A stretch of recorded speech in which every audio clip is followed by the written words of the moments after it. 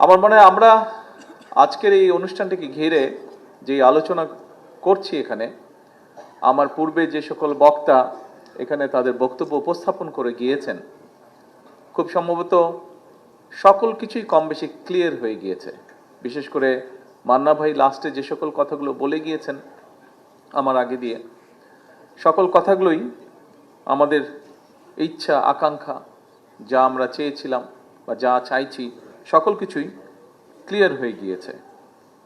আমি সেই কথাগুলোতে পেছন দিকে খুব একটা যেতে চাইছি না। খুব সংক্ষেপে সকল কথার ভেতর থেকে যদি খুব সংক্ষেপে বলতে হয়, এতটুকুই বুঝি, সেটি হচ্ছে 1971 সালের স্বাধীনতা যুদ্ধে যারা আত্মত্যাগ করেছেন, শহীদ হয়েছেন, তাদের যে লক্ষ্য বা উদ্দেশ্য ছিল, স্বাধীনতা পরবর্তী সময় বিভিন্ন সময় গণতন্ত্রকে প্রতিষ্ঠিত করতে গিয়ে যে সকল রাজনৈতিক দলের যে সকল রাজনৈতিক কর্মী রাজপথে আত্মাহুতি দিয়েছেন, শহীদ হয়েছেন, এবং পরবর্তীতে শেষে জুলাই আন্দোলনে যে মানুষগুলোকে আমরা হারিয়েছি, যারা শহীদ হয়েছেন বিভিন্নভাবে বিভিন্ন সময়, বিগত 17 বছরই হোক, দেশ স্বাধীনের পরে বিভিন্ন সময় গণতান্ত্রিক আন্দোলনে যে সকল রাজনৈতিক কর্মীবৃন্দ বিভিন্নভাবে ক্ষতিগ্রস্ত হয়েছেন, প্রত্যেকের লক্ষ্য বা উদ্দেশ্য একটিই ছিল। কি সেই লক্ষ্য বা উদ্দেশ্য? এক, এই দেশের মানুষের রাজনৈতিক অধিকার প্রতিষ্ঠিত করা, অর্থাৎ মানুষ রাজনৈতিক অধিকার বলতে খুব সংক্ষেপে যদি আমরা বুঝে থাকি, তার কথা বলার অধিকার, মত প্রকাশের অধিকার, এবং বহির্বিশ্বে, বাংলাদেশ সহ বহির্বিশ্বে যেটি প্রতিষ্ঠিত, যে তার মতামত প্রকাশ করার অধিকার। অর্থাৎ গণতান্ত্রিক বিশ্বে মতামত প্রকাশের ধরন হচ্ছে ভোটের মাধ্যমে সেটি প্রকাশ করা। এই অধিকারটিকে প্রয়োগ যাতে তারা করতে পারে, সেটি প্রতিষ্ঠিত করা।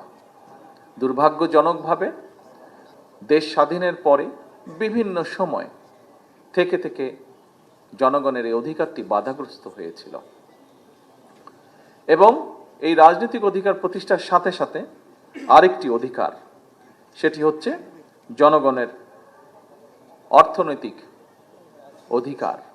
অর্থাৎ জনগণের মধ্যে বিভিন্ন শ্রেণী পেশার মানুষ তাদের নিজ নিজ যোগ্যতা অনুযায়ী তার কর্মসংস্থান, তার নিরাপত্তা, তার যোগ্যতা অনুযায়ী সেটি তার বিভিন্ন কর্মসংস্থান হোক বা ব্যবসা বাণিজ্য, অর্থাৎ সেই অধিকার যাতে সে পূর্ণভাবে ভোগ করতে পারে।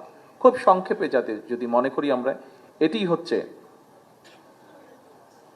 মানুষের মৌলিক বিষয়গুলোর অন্যতম, বা যা তাদের চাওয়া ছিল, লক্ষ্য ছিল, এই অধিকারগুলোকে অর্জন করার। মঞ্চে উপস্থিত জাতীয় নেতৃবৃন্দ, আমার সামনে উপস্থিত আমার বিভিন্ন পর্যায়ে সহকর্মীবৃন্দ, জুলাই আন্দোলন আমরা দেখেছি বিভিন্ন সময় মানুষকে বিভ্রান্ত করার জন্য বিভিন্ন জন বিভিন্ন কথা বলেছে।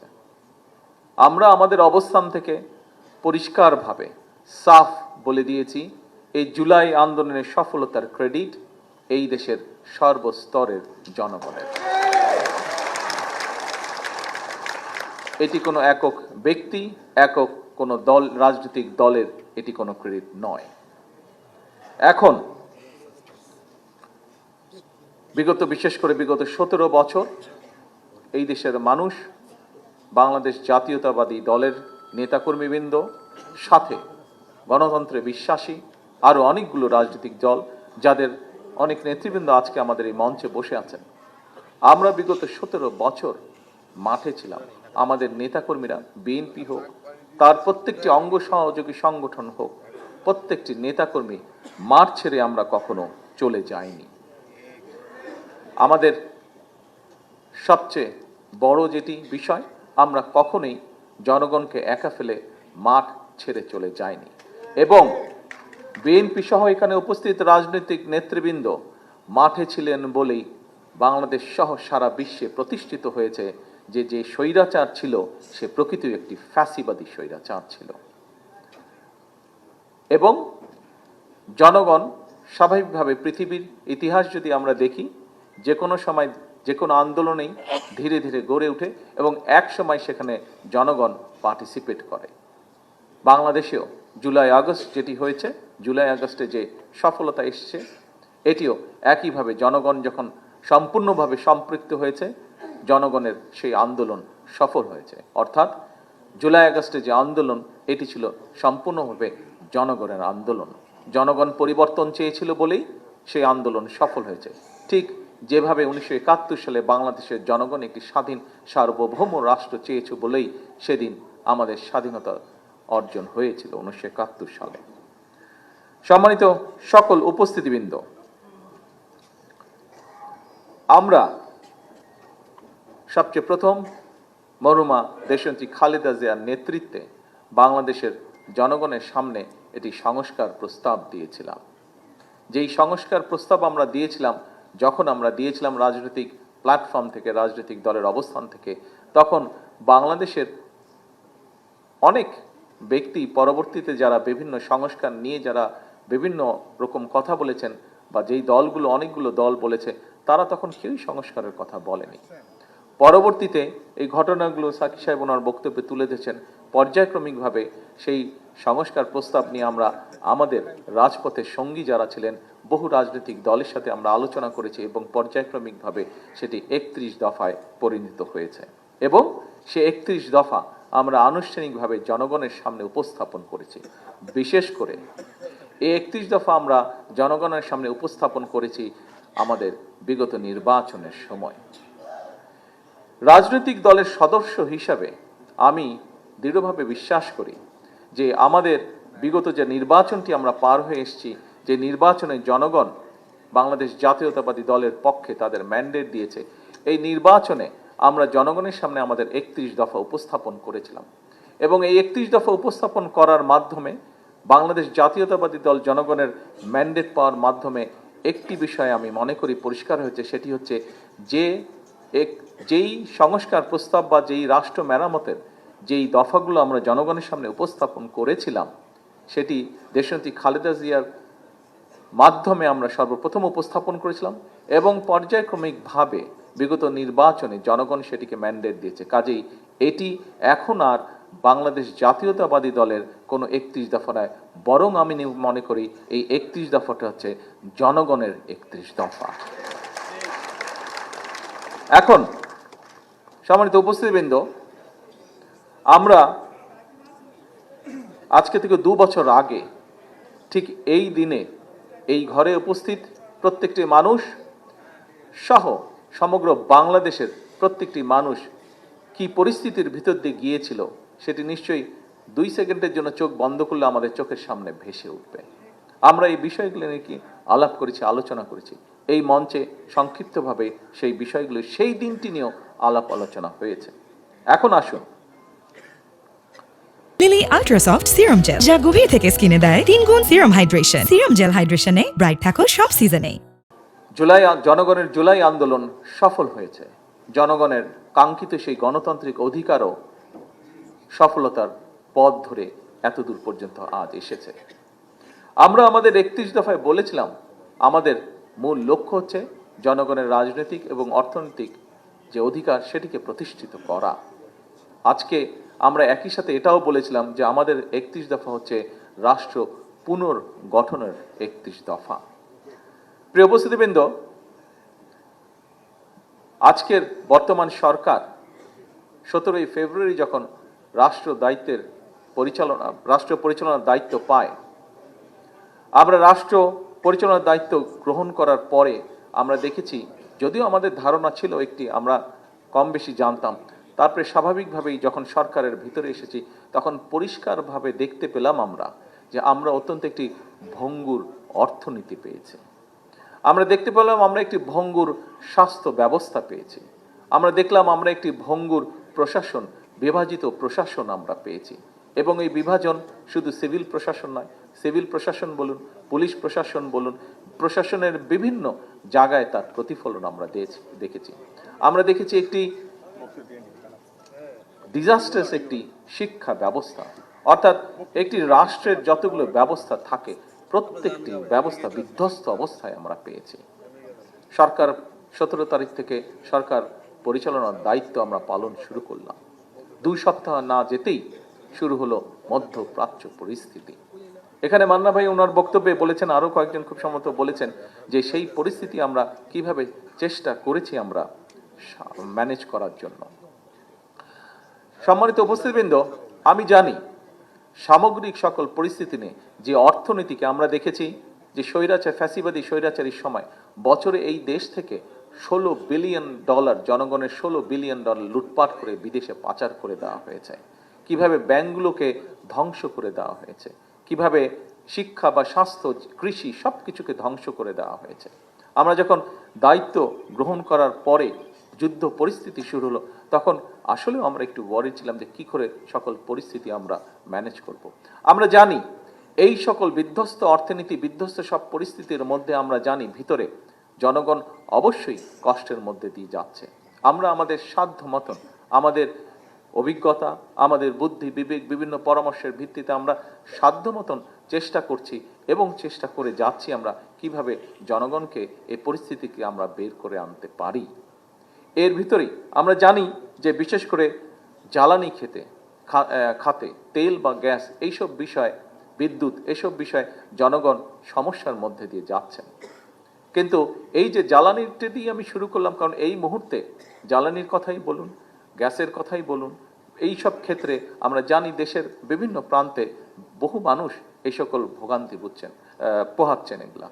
তো এখন এই বিষয়গুলোকে অবশ্যই আমাদের অ্যাড্রেস করতে হবে। কিন্তু এই কথাটাও তো সত্য, এই কথাটাও সত্য যে কিভাবে আমরা যদি শুধু জ্বালানি খাতের কথাই চিন্তা করি, কিভাবে ফ্যাসিবাদী স্বৈরাচার এই জ্বালানি খাতটাকে তাদের পকেট ভারী করার একটি খাত হিসাবে তারা এটাকে বিবেচনা করেছিল।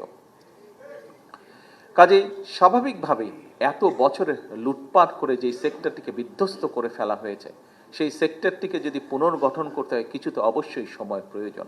আজকে অনেকেই বলেন, দেখলাম বিভিন্ন জন বিভিন্ন বক্তব্য দিয়েছেন, আমরা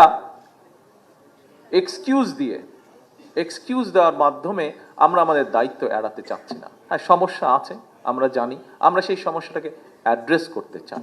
অনেকেই বলছেন যে বিভিন্ন বাসা বাড়িতে বা বিভিন্ন মিল ফ্যাক্টরিতে গ্যাস পাওয়া যাচ্ছে না, ফলে হয়তো অনেক জায়গায় অনেক মিল ফ্যাক্টরি চালানো যাচ্ছে না, অনেক বাসা বাড়িতে হয় না রান্না বান্না করা যাচ্ছে না। ইয়েস, উই অ্যাডমিট সমস্যা আছে, কিন্তু সমস্যা সমাধানের জন্য আমরা নিরন্তর কাজ করারও চেষ্টা করছি, উপায়টি বের করার চেষ্টা করছি।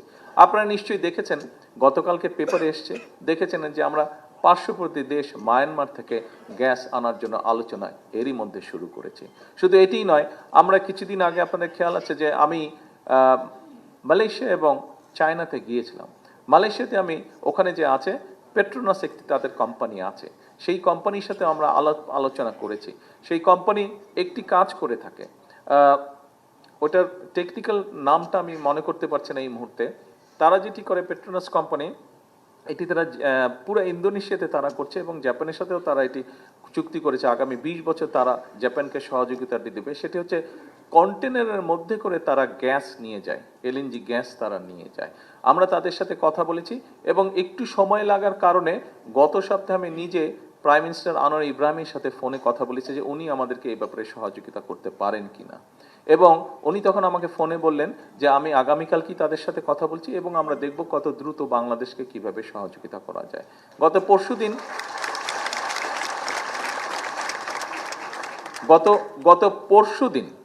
পরশুদিন পেট্রোনাস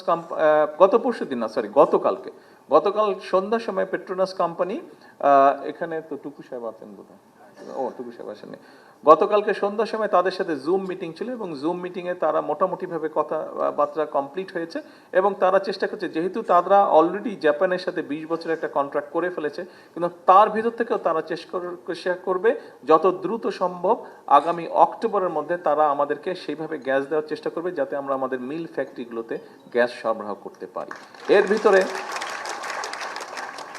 এর ভিতরে আমরা চেষ্টা করছি যে একইভাবে আরও কিছু এইভাবে নিয়ে এসে আমাদের প্রায় 8টার মতন আমাদের বিদ্যুৎ কেন্দ্র আছে, যেই বিদ্যুৎ কেন্দ্রগুলিতে যদি আমরা গ্যাস সরবরাহ করতে পারি সাথে সাথে, তাহলে আগামী 3-4 ঘন্টার মধ্যে এইগুলাতে যদি গ্যাস কানেকশন দেওয়া যায় 3 থেকে 4 ঘন্টার মধ্যে আমরা 4000 মেগাওয়াট বিদ্যুৎ আমরা গ্রিড লাইনে সংযুক্ত করতে পারবো। এটাও কিভাবে করা যায় সেটিরও আমরা চেষ্টায় আছি। তো এখন এই যে কথাগুলো আপনাদেরকে বললাম, এই কথাগুলো বলার কারণ হচ্ছে যে আমাদেরকে দেখানো হয়েছে কুইক রেট্রোল বা এটা সেটা অনেক কিছু করে আমাদেরকে দেখানো হয়েছে, একটা অবস্থা তৈরি করা হয়েছে যে হ্যাঁ সব কিছু ঠিক আছে, কিন্তু আসলে অবস্থা কোনো কিছুই ঠিক নেই। যদি ঠিক থাকতো তাহলে বর্তমানে আমাদেরকে এই সমস্যার সমাধান করতে সমস্যা পোহাতে হতো না। দেখুন, গ্যাসের কথায় আমি আবার ফিরে আসি। গত 17 বছর ধরে বাংলাদেশ পেট্রোলিয়াম কর্পোরেশনের একটি সংস্থা আছে বাপেক্স নাম, যাদের দায়িত্ব হচ্ছে যে বাংলাদেশে আমাদের কোথায় কি গ্যাস তেল কি আছে এই কূপগুলো তারা খনন করবে। গত 17 বছরে বাপেক্সকে একদম পঙ্গু করে বসিয়ে রাখা হয়েছিল, তাদেরকে কোনো কাজ করতে দেওয়া হয়নি, অর্থাৎ এটা সম্পূর্ণভাবে বিদেশিদের উপরে ছেড়ে দেওয়া হয়েছিল। আমরা আসার 1-1.5 মাসের মধ্যে আমরা সিদ্ধান্ত নিয়েছি যে বাপেক্সের জন্য আমরা 2টো রিগের ব্যবস্থা আমরা করছি, যাতে করে দ্রুত তারা দেশের ভিতরে যেখানে যেখানে আমাদের গ্যাস পাওয়ার সম্ভাবনা আছে, সেখানে গ্যাস, যেখানে তেল পাওয়ার সম্ভাবনা আছে, সেখান থেকে এই খনিগুলো যাতে এক্সট্র্যাক্ট করা যায় এবং আমরা নিজেরা যাতে আমাদের এই খনিজ সম্পদগুলো যাতে দেশের জন্য ব্যবহার করতে পারি, সেইটাও প্রক্রিয়া এগিয়ে চলছে। হয়তো একটু সময় লাগবে, কিন্তু ইনশাল্লাহ আমরা কিছুদিনের মধ্যে আমরা একটা ভালো রেজাল্ট পাবো।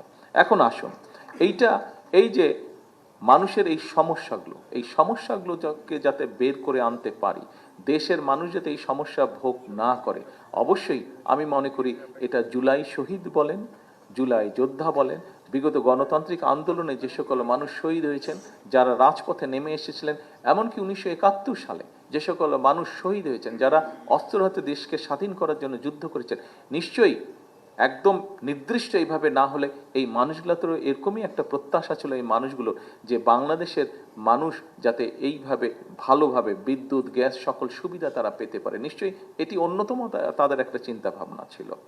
এখন আসুন, শুধু তো বিদ্যুৎ গ্যাস দিলেই হবে না, নিশ্চয়ই আমাদের দেশের গণতান্ত্রিক সোলজার যারা ছিল, সৈন্য যারা ছিল, তাদের নিশ্চয়ই অন্যতম একটি লক্ষ্য ছিল গণতন্ত্র যেমন অধিকার করা, তাদের লক্ষ্য ছিল গণতান্ত্রিক অধিকারকে প্রতিষ্ঠিত করা যেমন তাদের লক্ষ্য ছিল, একই সাথে নিশ্চয়ই তাদের একটি লক্ষ্য ছিল যে এই দেশের মানুষ যাতে কর্মসংস্থানের ব্যবস্থা তারা করতে পারে। দেখুন, আমাদের দেশে বলে 27 লক্ষ লোক বেকার, 27 লক্ষ বেকার আছে, কিন্তু আমি মনে করি যে 27 লক্ষ না, এর থেকে অনেক অনেক বেশি হবে এই সংখ্যাটি, বেকারের সংখ্যা। এখন এই বেকার সংখ্যাদেরকে আমরা চাইলেই কি আমরা সকলকে বিদেশে পাঠিয়ে দিতে পারবো? বিদেশে পাঠাতে পারবো না, এখন কম্পিটিশন অনেক বেশি। আপনারা দেখেছেন এর মধ্যে নিউজগুলো এসছে, আমি এখনই স্পেসিফিক করে বলতে চাই না, তবে আমি অত্যন্ত আশাবাদী। একটু আগে যেটা বললাম যে মালয়েশিয়া যখন গিয়েছিলাম, সেই সরকারের সাথে কথা হয়েছে। গত সপ্তাহে আমাদের আরিফ সাহেব, আমাদের প্রবাসী বিষয়ক মন্ত্রী, উনি গিয়েছেন এবং সরকারের সাথে কথা হয়েছে। তাদের সরকার থেকেও বলেছে যেই ব্যানটা ছিল সেই ব্যানটাকে লিফট করা হয়েছে, অর্থাৎ বাংলাদেশের শ্রমিক ওখানে যেতে পারবে না, এই ব্যানটাকে লিফট করা হয়েছে, অর্থাৎ তারা এখন এগ্রি করেছে যে বাংলাদেশের মানুষ সেখানে গিয়ে কাজ করতে পারবে। আমরা কাজ করছি যে যত দ্রুত সম্ভব মানুষ সেখানে যাওয়ার চেষ্টা করতে, অর্থাৎ এইটা দিয়ে আমি বোঝাতে চাইছি যে মানুষের কর্মসংস্থানের, সেটি বিদেশি হোক দেশি হোক, এখন দেশে মানুষের কর্মসংস্থানের ব্যবস্থার জন্য আমরা কথা বলছি, বিভিন্ন দেশি এবং বিদেশি বিনিয়োগকারীদের সাথে আমরা কথা বলছি। দেশি বিনিয়োগকারীদের সাথে এই জন্য কথা বলছি, তাদেরকে আশ্বস্ত করছি, তাদেরকে বিভিন্ন রকমের সুযোগ সুবিধা পলিসির মাধ্যমে, এমন না যে আলাদা লোন করে দেওয়া, তাদেরকে ইন্টারেস্ট কমে যায় না, পলিসি সাপোর্ট দিয়ে তাদেরকে উৎসাহিত করার চেষ্টা করা হচ্ছে। আপনাদের নিশ্চয়ই খেয়াল আছে, আবার যেহেতু আমি প্রথমে ইনিশিয়ালি এই 2টো দেশেই গিয়েছি, চায়নায় গিয়েছি, এবং সেখানে তাদের সাথে কথা হয়েছে, বিভিন্ন তাদের যারা ইনভেস্টর আছে কথা হয়েছে, এবং চায়না যাবার আগে আমরা যত দ্রুততার সম্ভব দ্রুততার সাথে আমরা চট্টগ্রামে ওটা কোচবিহার আনোয়ারাতে না, ওই যে চাইনিজ ইপিজেড যেটা হবে, আপনারা গেলেন যে, হ্যাঁ, গত সপ্তাহে অর্থমন্ত্রী এবং হোম মিনিস্টার দুজনেই আপনারা দেখেছেন ওখানে গিয়েছিলেন। ওখানে চাইনিজদেরকে একটা জায়গা আমরা দিয়েছি যেখানে কয়েকশত চাইনিজ ইনভেস্টর আসবে, যেখানে তারা মিল কারখানা তৈরি করবে। এবং আমি যখন গিয়েছিলাম তখন আমার সাথে কথা ছিল, আমি ওদের জিজ্ঞেস করলাম কতদিন লাগবে তোমাদের, ওরা বললো যে আমাদের 4 বছরের মতন সময় লাগবে। আমার সাথে 4 বছর হলে হবে না, তোমাদেরকে আগামী 18 মাসের মধ্যে শুরু করতে হবে, প্রথমটা আমি 18 মাসের মধ্যে ওপেন করতে চাই। তো তখন আমি বললাম যে আমি শুনেছি তোমরা বলে টাইমের অনেক আগে কাজ শেষ করতে পারো। 2টা ফ্যাক্টরি জয়েন করেছে অলরেডি ওই দিন 2টা ফ্যাক্টরি। তো আমি কথার সঙ্গে ওটা যারা কাজ করছে ওদেরকে আমি বললাম যে দেখো, আমি তো বিভিন্ন সময় বিভিন্ন জায়গায় দেখেছি যে চাইনিজরা যখন কোনো কাজ শুরু করে, আমরা দেখেছি পৃথিবীর বিভিন্ন জায়গায় এবং তোমাদের দেশেও অনেক সময় আমরা দেখেছি যেই ব্রিজ কমপ্লিট করার কথা 3 বছর, ওটা তোমরা 2 বছরে কমপ্লিট করে ফেলছো। তো তোমাদেরকে আমি চ্যালেঞ্জ দিলাম যে আমি 18 মাসের মধ্যে এখানে ফ্যাক্টরি ওপেন করতে চাই, তোমরা যে নতুন ফ্যাক্টরি করবো আমি সেটা উদ্বোধন করতে চাই। ওরা বলে যে তোমাদের এই চ্যালেঞ্জ আমি গ্রহণ করলাম। ওরা বললো, আমরা আশা করি ইনশাল্লাহ দ্রুত এই ব্যবস্থাটা হবে। এবার আসুন, এবার আমরা একটি বিষয়ে চিন্তা করছি, প্রায় আমরা শুনি, অর্থাৎ এই বিষয়টা কি, এই দেশে বিষয়টা হচ্ছে যে দেশের অর্থনৈতিক পুরা বিষয়টাকে চেঞ্জ করা। সেটা কি? যেখানে মানুষের কর্মসংস্থান হবে, যেখানে দেশে মিল ফ্যাক্টরি তৈরি হবে, এই দেশের দ্রব্য বিদেশে যাবে। বেকারের সংখ্যা 2 কোটির বেশি। ইয়াস, আমি তো বললাম 27 লক্ষ না, কোথায় একটা লেখা ছিল শিক্ষিত বেকারের সংখ্যা 27 লক্ষ, বাট অনেক বেশি। এটা অ্যানুয়ালি 27 লক্ষ করে অ্যাড হচ্ছে প্রতি বছর, 27 লক্ষ করে অ্যাড হচ্ছে অ্যানুয়ালি। এখন 4 কোটি আনএমপ্লয়মেন্ট, 4 কোটি, হ্যাঁ বিভিন্নভাবে 4 কোটি। এর মধ্যে আপনারা দেখেছেন যে গত কয়েকদিন আগে ঢাকা ইউনিভার্সিটিতে স্টার্ট আপ ফান্ড নামে যে প্রজেক্ট আছে সেটা আমরা চালু করেছি। আমরা চাচ্ছি যে আমাদের দেশের যারা এন্টারপ্রেনার আছে, আমাদের দেশের যারা ইয়াংদের মধ্যে যারা এন্টারপ্রেনার আছে, এদেরকে আমরা উৎসাহ দিতে চাচ্ছি। কারণ আমরা দৃঢ়ভাবে বিশ্বাস করি যে আমরা যদি আমাদের এন্টারপ্রেনারদেরকে সহযোগিতা করতে পারি, আজকে যে এন্টারপ্রেনার সে আগামী দিনে অনেকগুলো কর্মসংস্থানের সে ব্যবস্থা তৈরি করতে পারবে। কাজে এইভাবে আমরা পরিকল্পনাগুলোকে গ্রহণ করছি যে কিভাবে আমরা দেশের অর্থনীতির গতি বৃদ্ধি করতে পারবো, কিভাবে আমরা দেশের বেকারদের কর্মসংস্থানের ব্যবস্থা করতে পারবো, সেটি দেশেই হোক সেটি বিদেশি হোক, বিভিন্নভাবে আমরা চেষ্টা করছি। গতকাল আপনারা আজকে নিশ্চয়ই পত্রিকা দেখেছেন যে গতকাল কোরিয়ার বাণিজ্য মন্ত্রী এসছে, বাংলাদেশে এসছে, খুব সম্ভবত আজকে বোধহয় চলে গিয়েছে ভদ্রলোক। তার সাথে আমি কথা, সে আমার সাথে দেখা করতে এসেছিল, তাদের সাথে নতুন একটা এমই হয়েছে, তার ফলে এখানে এখন তারাও ইনভেস্ট করতে পারবে।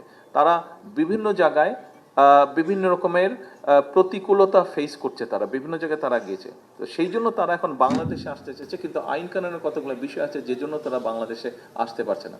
আমি বললাম যে কি কি আইন কানুন ঠিক করতে হবে বলো, আমরা দ্রুততার সাথে আইন কানুন ঠিক করছি। আজকে কোরিয়ার বাণিজ্য মন্ত্রী এবং আমাদের বাণিজ্য মন্ত্রী আজকে এমইউটা সই করেছে, তার ফলে যেটা হবে এখন অনেক ইজি হবে তাদের বিনিয়োগকারীদের এখানে আসতে। এবং একটি আছে তাদের একটি এক্সপোর্ট প্রসেসিং জোন আছে। আমি বলেছি যে তোমরা যদি ঠিক করো আসবা, আমরা এর মধ্যেই আমরা এই যে নারায়ণগঞ্জ ওখানে শীতলক্ষার পাশে ওই মিল ফ্যাক্টরি কতগুলো বন্ধ হয়েছে, বাওয়ানি জুট মিল, আরেকটা কোনটা আছে,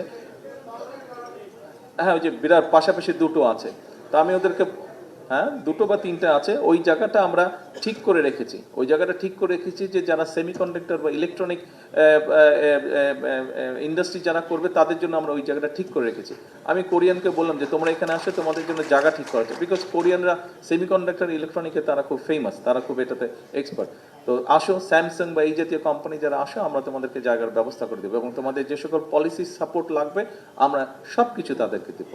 আজকে এখানে আসার 1-1.5 ঘন্টা আগে দিয়ে সৌদি আরবের পররাষ্ট্র প্রতিমন্ত্রী যে এসছে, ওই ভদ্রলোক এসেছিলেন আমার সাথে দেখা করতে, উনিও আমাকে বললেন। আমি বললাম যে উনি সোলারের কথা বললেন যে আমরা সোলারে ইনভেস্ট করতে চাই। আমি যে তুমি কে করবে পাঠায় দাও, বাকি ব্যবস্থা আমরা করছি যত দ্রুত সম্ভব আমরা করছি। তো আমরা এখন এইভাবে আমরা দেশের ভিতরে হোক, আমাদের দেশীয় ইনভেস্টর যারা আছে, আপনারা দেখেছেন পত্রিকা নিশ্চয়ই এর মধ্যে দেখেছে যে আমাদের দেশীয় যারা শিল্পপতি আছে, আমরা তাদেরকেও বিভিন্নভাবে তাদেরকে আমরা দাওয়াত দিচ্ছি, তাদের সাথে আমরা কথা বলছি, তাদের বিভিন্ন রকম সমস্যা আছে সেগুলো আমরা সমাধানের চেষ্টা করছি। এখানে একজন বক্তা বলেছেন যে বন্ধ মিল ফ্যাক্টরি কারখানা আছে, সরকারের কাছে বিটিএমসি এবং বিটিএ আরেকটা জুট যেটা আছে তাদের কাছে সব মিলিয়ে এবার 50টার মতন মিল ফ্যাক্টরিছে যেগুলো বন্ধ হয়ে পড়েছে, বিরাট বিরাট জায়গা নিয়ে বিল্ডিং টিল্ডিং হয়ে পড়ে আছে, কিন্তু সেগুলো বন্ধ হয়ে পড়ে আছে। বছরের পর বছর ধরে সরকার এগুলোর পিছিয়ে টাকা গুনছে, টাকা দিয়ে দিচ্ছে, কিন্তু কিছু করতে পারছে না। এগুলা নিয়ে অনেকবার বসা হয়েছে এবং আমরা আমাদের দেশীয় ব্যবসায়ী যারা আছে, বিদেশি যারা তাদের সামনে কথা বলছি এবং আমরা আশা করছি আগামী 6-7 মাসের মধ্যে এর মধ্যে অনেকগুলো আমরা চালু করতে সক্ষম হব, অর্থাৎ প্রাইভেট সেক্টরের মধ্যে, যার ফলে কয়েক হাজার কর্মসংস্থানের ব্যবস্থা ইনশাল্লাহ হয়ে যাবে। এখন এই যে কাজগুলো আমরা করছি, আসুন এবার গেল, আমি তো কর্মসংস্থানের কথা বললাম, আমরা এনার্জির কথা বললাম, আমরা কিভাবে আমরা এটা সমাধানের চেষ্টা করছি, আরো ডিটেল আছে, ডিটেল বলতে গেলে অনেক সময় লাগবে। এরপরে আসেন স্বাস্থ্য ব্যবস্থার, এটা আপনারা আমরা সবাই জানি, বাংলাদেশে যাদের একটু অর্থনৈতিকভাবে সচ্ছল তারা হয়তো ঠিক আছে মোটামুটিভাবে কিছু স্বাস্থ্য সুবিধা পেয়ে থাকে, কিন্তু যেই মানুষগুলোর পক্ষে সাধারণ মানুষ যাদের পক্ষে অর্থনৈতিকভাবে অতটা এফোর্ড করা সম্ভব না, এই মানুষগুলা বা গরিব মানুষ বলতে যাদেরকে আমরা বুঝি, এই লোকগুলা কিন্তু বিন্দুমাত্র বলা যায় যে তারা কোনো স্বাস্থ্য সুবিধা পায় না জেলা উপজেলায়। আজকে এত বছর হয়ে গেল, দেশ স্বাধীন হয়েছে, উপজেলায় লেভেলে যে হাসপাতালগুলো আমাদের আছে, এই হাসপাতালগুলোর একটি কাহিনী আছে, আমি আপনাদেরকে বলি। এই যে উপজেলায় যে 51 বেডের হাসপাতাল আছে, আপনারা কি জানেন এই 51 বেড হাসপাতাল কবে হয়েছিল? এই 51 বেডের 50 বেড বা 51 বেডের হাসপাতাল 30 বেড হয়েছিল জিয়াউর রহমানের সময়। তারপরে বহু বছর জিয়াউর রহমান করে গেছে, তারপরে বহু বছর গ্যাপ ছিল। পরবর্তী যে 20 বেড এটি করেছে খালেদা জিয়া। আচ্ছা, এবার আপনাদের সরকার সিদ্ধান্ত নিয়েছে ইনশাল্লাহ আগামী 5 বছরের মধ্যে প্রত্যেকটি উপজেলার এই যে 51 সদস্যের যে 50 সদস্যের যে 51 সদস্য তো না, 51 বেডের যে হসপিটাল, এটাকে আমরা ইনশাল্লাহ 101 বেডের হসপিটাল আমরা নিয়ে যাব। এখন আসছেন একটা হতাশার কথা বলি। এই যে 51 বেডের যে হসপিটাল, একটা হসপিটালও কি আপনারা জানেন যে ডায়ালিসিস করার মেশিন নেই? উপজেলা হাসপাতালে ডায়ালিসিস হয় না, কি একটা মানে ফ্রাস্ট্রেটিং কথা।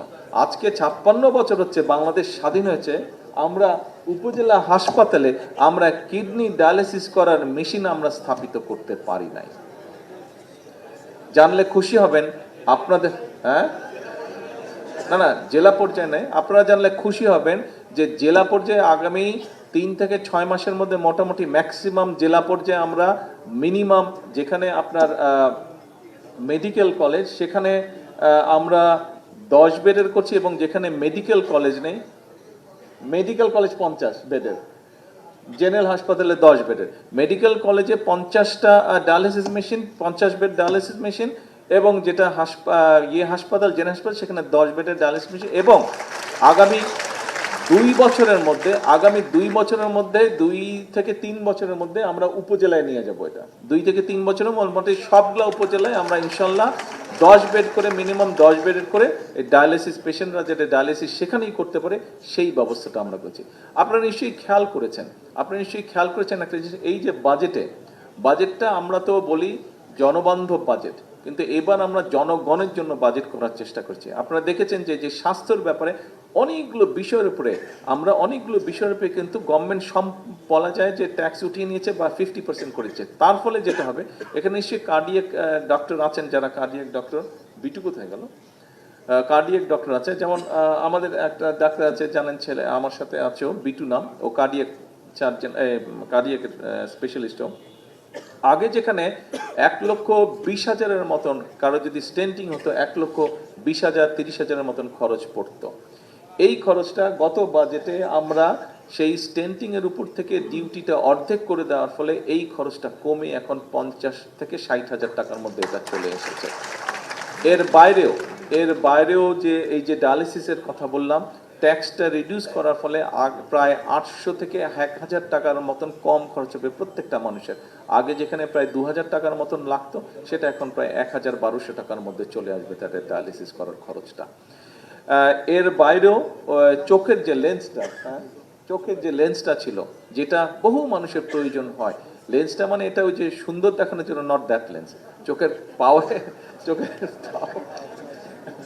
পাওয়ারের জন্য যে লেন্সটা, যেটা মানুষের আসলেই প্রয়োজন, সেই লেন্সটার উপরেও ট্যাক্স বলা যায় প্রায় জিরোর কাছাকাছি, অর্থাৎ কমিয়ে ফেলা হয়েছে। তার ফলে গরিব মানুষের জন্য এটাও একটা উপকার হবে। ঠিক একইভাবে সবাই বলে ইয়াং জেনারেশনের কথা, তরুণদের কথা বলে, সেই তরুণরা যাতে উৎসাহ ফিল করে, সেই তরুণরা যাতে আইটিতে ভালো করে কাজ করতে পারে, সেই জন্য আইটি সংক্রান্ত যতগুলো প্রোডাক্ট আছে এগুলোর উপর ট্যাক্স অলমোস্ট জিরো করে ফেলা হয়েছে, যাতে করে এখানে অনেক কর্মসংস্থানের ব্যবস্থা হয়।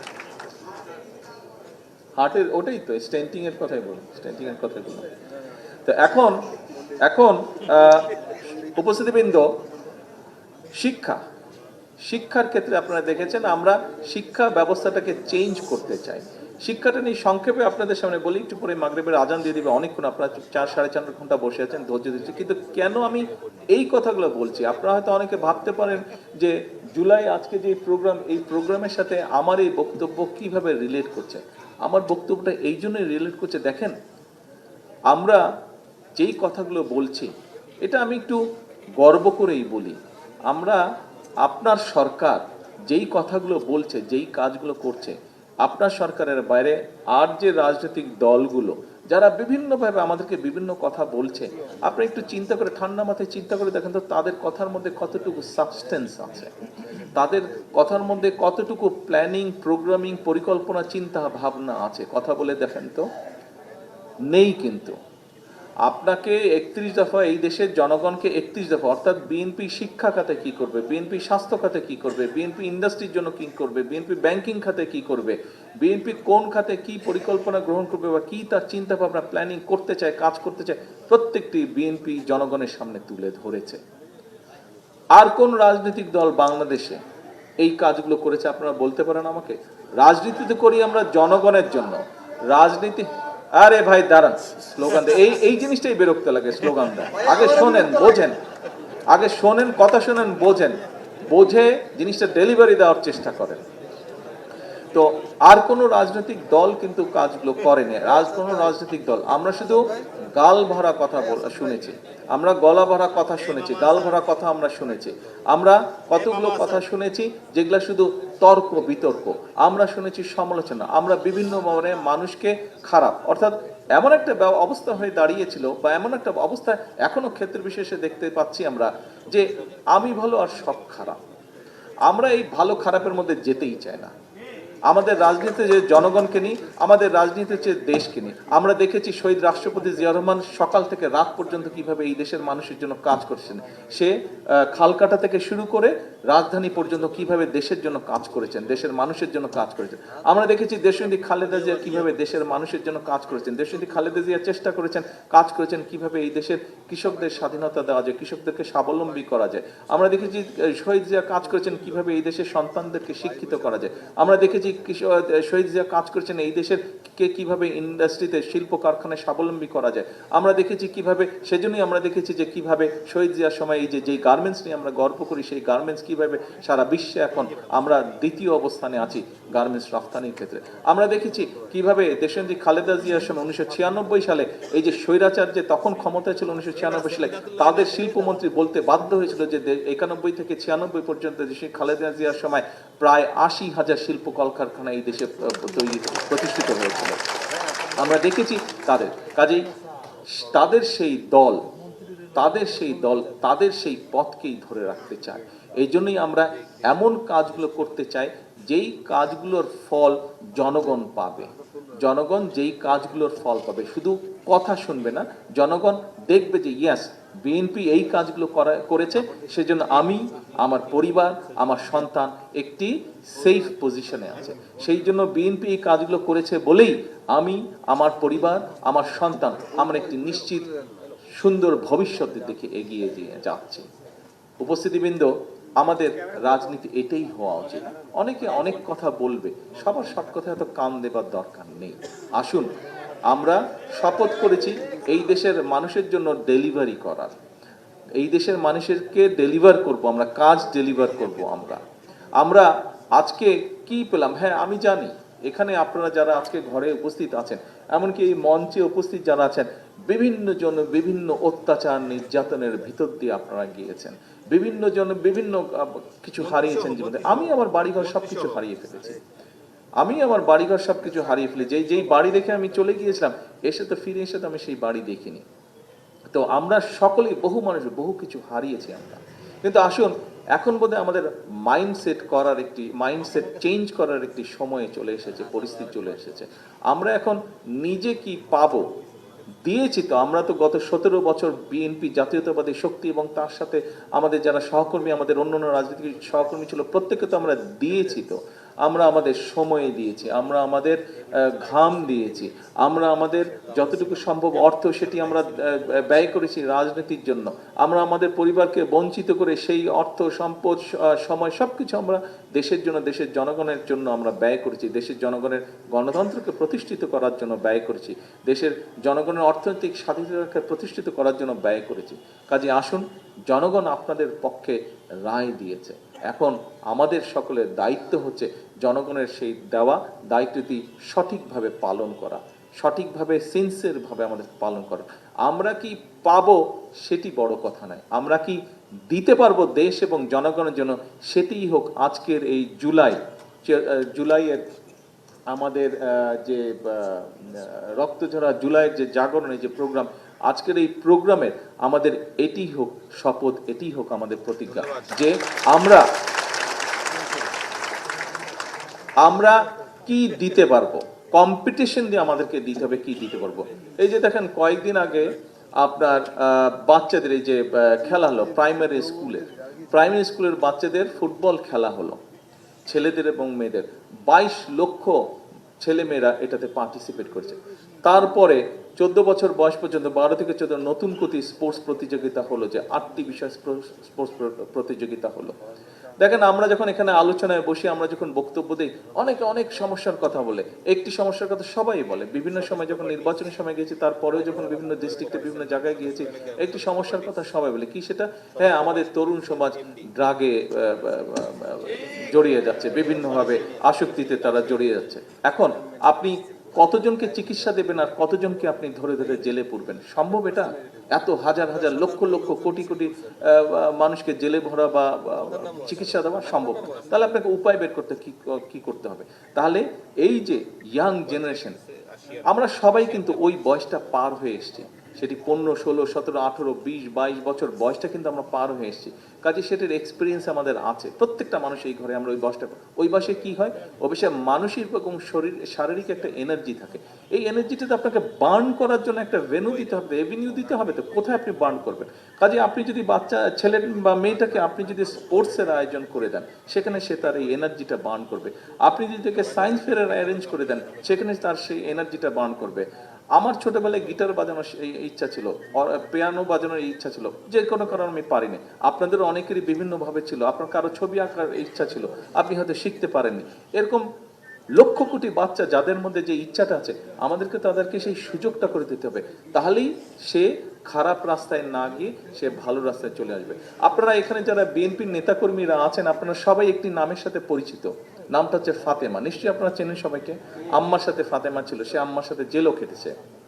ফাতেমার এক ছেলে আছে, ওই দিন জায়মা আমাকে কথাটা বলছিল। বিষয়টা কি, ঘটনা শুধু বলি। ফাতেমার ছেলে এখন ফাতেমার সাথে থাকে, আম্মার সাথে যখন ফাতেমা ছিল তখন ও দেশের বাড়িতে থাকতো, এখন বড় হয়েছে, এখন ওর ছেলে মেয়ে ওর সাথে থাকে, একটা ছোট বাড়ি ভাড়া নিয়ে ওরা ঢাকাতেই থাকে, আমাদের বাসা থেকে একটু দূরে। তো ওর ছেলে একদিন ওকে বলছে যে মা, আমাকে অমুক ফুটবল ক্লাবে, কি একটা ফুটবল ক্লাবের নাম বলছে, ওখানে আমাকে ভর্তি করে দাও। তো 1,500 টাকা বোধহয় লাগবে। তো তুমি 1,500 টাকা দিয়ে ফুটবল ক্লাবে ফুটবল খেলবো? তুমি বলে হ্যাঁ, ফুটবল আমি এই জন্য খেলবো কারণ আমি যদি ফুটবল খেলি, পড়ালেখার পাশাপাশি যদি আমি এখানে ফুটবল কোর্সটা করি, তাহলে যেটা হবে, আমার কিছু বন্ধু বান্ধব আছে যাদেরকে আমার ভালো লাগে না, কিন্তু আমি যদি ওখানে না যাই, ওরা আমাকে জোর করে টেনে ওদের সাথে নিয়ে যাবে, আমি ভালো থাকতে পারবো না। কাজে আমাকে তুমি যদি ওখানে দিয়ে দাও, আমি ওইটা নিয়ে ব্যস্ত থাকবো, পড়ালেখার পাশাপাশি ওইটা নিয়ে ব্যস্ত থাকবো।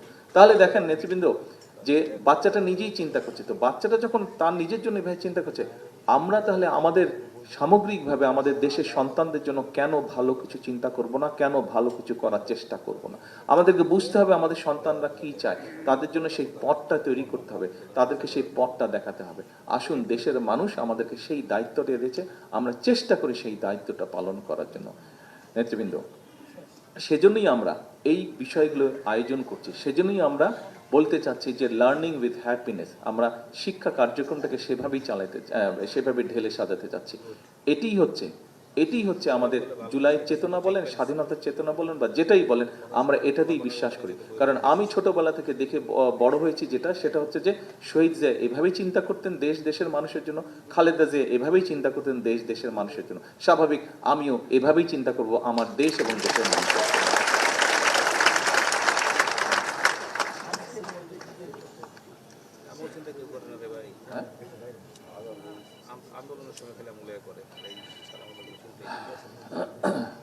সকল উপস্থিতিবৃন্দ, আমার মনে হয় বক্তব্য আমরা অনেক লম্বা দিয়ে ফেলেছি, অনেক কথা হয়েছে। আসুন, আন্দোলন হয়েছে, সংগ্রাম হয়েছে, কথা হয়েছে, তর্ক বিতর্ক হয়েছে। এখন সময় হচ্ছে দেশ পুনর্গঠন করা, এখন সময় হচ্ছে দেশকে এগিয়ে নিয়ে যাওয়া, এখন সময় হচ্ছে ধৈর্য সহকারে ঠান্ডা মাথায় যারা ষড়যন্ত্র করতে চায়, তাদের ষড়যন্ত্রের প্রতি সজাগ দৃষ্টি রাখা, জনগণকে সতর্ক করা এবং ঠিক একইভাবে আমরা যেই পরিকল্পনা জনগণের সামনে দিয়েছি, আমরা জনগণের জন্য যা করতে চাইছি, দেশকে পুনর্গঠনের জন্য আমরা যা করতে চাইছি, সেগুলো ধীরে ধীরে বাস্তবায়ন করা। জনগণ এখন চায় যে আমরা আমাদের বলা কথাগুলো বাস্তবায়ন করি। জনগণ চায় রাস্তায় শান্তি, জনগণ চায় তার সন্তানের শিক্ষার ব্যবস্থা, জনগণ চায় তার জন্য চিকিৎসার ব্যবস্থা, জনগণ চায় একটি নিরাপত্তা, জনগণ চায় যে তার কর্মসংস্থানের ব্যবস্থা অথবা যার যেটা যোগ্যতা সে অনুযায়ী ব্যবসা বাণিজ্য চাকরি বাকরি করবে। এটাই হচ্ছে জনগণের চাওয়া। এবং জনগণ একই সাথে চায় তার যে রাজনৈতিক অধিকার সেটি যাতে সে তার সময় মতন সেটি যাতে সে প্রয়োগ করতে পারে। জনগণ যেসব বিষয় আমরা গত কয়েকদিন যাবৎ রাজনীতিতে দেখছি, পত্রপত্রিকা দেখছি, আমার মনে হয় না কোনো গণতন্ত্রে বিশ্বাসী জনগণের কোনো সদস্য এইরকম কোনো কিছু দেশের মধ্যে চায়।